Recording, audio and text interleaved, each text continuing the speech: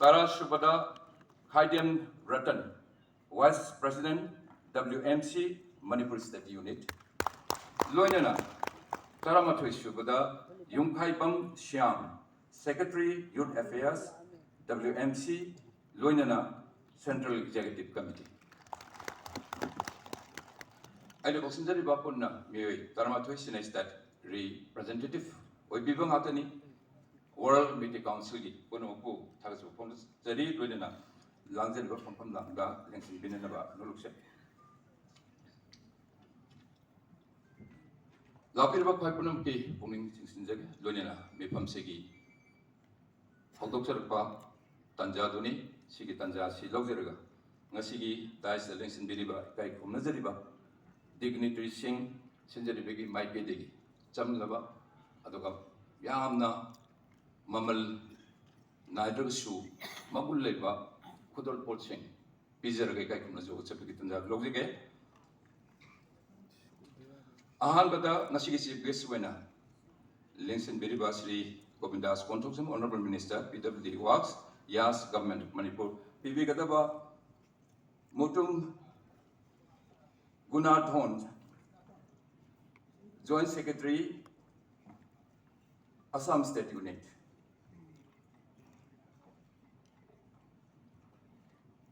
World Meitei Council ki, Assam State Unit ki, Joint Secretary in the Thoudang Thouram, Sigi Matanga, President Pona, Linson Bidway Kumzeri, Colonel retired, Gokul Chandra Singh, Chairman, World Meitei Council.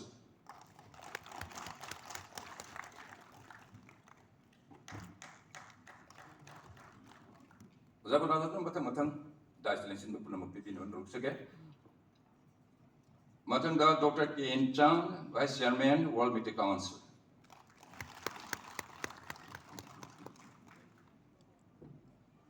Matanda Dr. Kiran Yendrambam, social activist.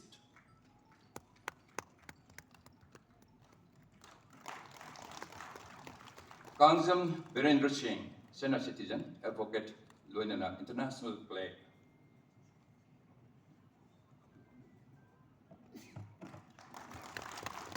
Navakishore Singh Yumnam, spokesperson, Central Executive Committee, World Meitei Council.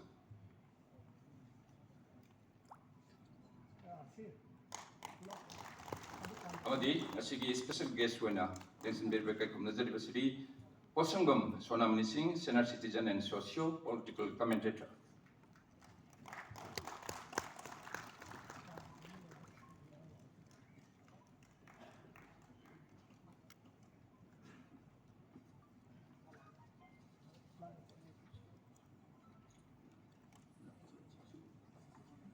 Lunana Sri Singshubam Nabukumar.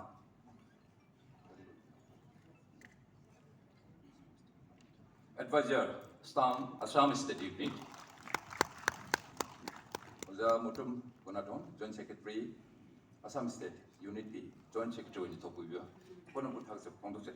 Sigalona, Thoudang Thouram sing a Sigi, Pantosari, Mipam Si, Polo Walogaba, fighting in the Mapum Pava, and a historic way bar. Fighting Mapum Paraba, Thoromama, or Zebang Nandabani. Lapiribo Paipunamapi. Tamoy Pony Wakapuno, Nasing in Bipam Silla, Lono Sings in Zeraga.